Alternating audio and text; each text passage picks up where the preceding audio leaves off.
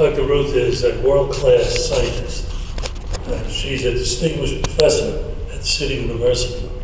As she's indicated, her whole style is how to really put teams together, multidisciplinary teams, to really crack a problem. The thing that's most impressive is not only her knowledge, not only her ability for research, but also her particular administrative skills. She's able to really bring people together to see a project through. It's just not, in a sense, a probing of the mysteries in the world, but it is an ability to bring people together that they can add their intelligence and insights to solve problems. When you think you're going to meet this woman, you're thinking you're going to be intimidated by her brains and gifts. And the reality is she's the sweetest, she's kind of, very warm, very accepting. The students love her, her colleges, teachers love her, and not does she deal with postgraduate students, but she has high school students that she interests in the field of chemistry and science. So it is with pleasure that we recognize this outstanding teacher and researcher, Dr. Ruth Stark, by the award of the Sloan Foundation and the Fund for the City.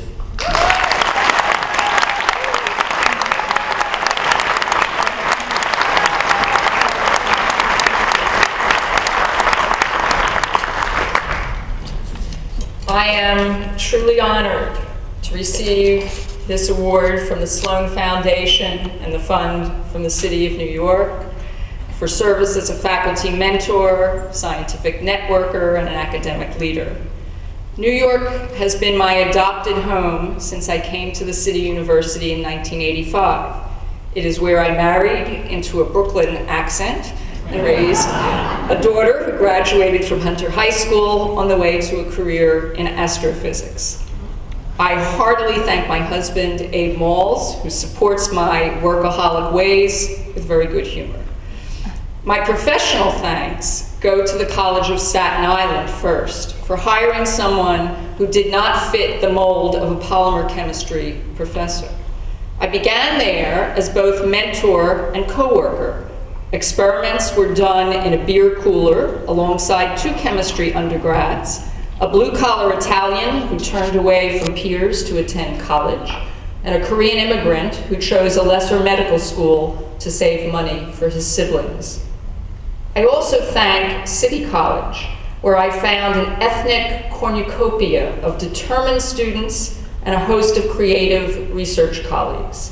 Here, an economics graduate who had cut fabric for the garment industry can monitor tissue metabolism, explain it to a high school intern, and then become a medical doctor.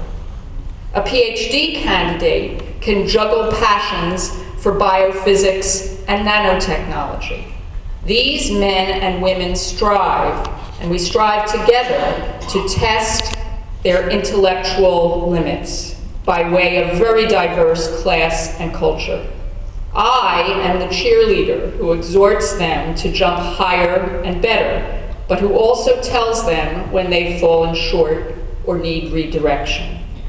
In 30 years as a scientist and academic leader, I love the unexpected outcomes of bringing people together. Sometimes the magic begins with a shared affinity. A few geeks met for lunch in a California state park and built an international network to share our discoveries. Sometimes the thrill is exquisitely personal. A scientist stands before a whiteboard with only a felt marker in hand, unveiling her newest untested ideas to her compatriots, who will augment or shred as appropriate. And sometimes the challenge is to reinvent an urban university.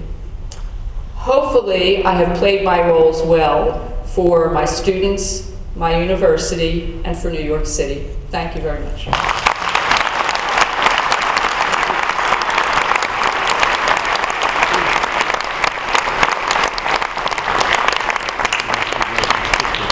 Our next presenter is in his 42nd or 43rd year of public service. And it was in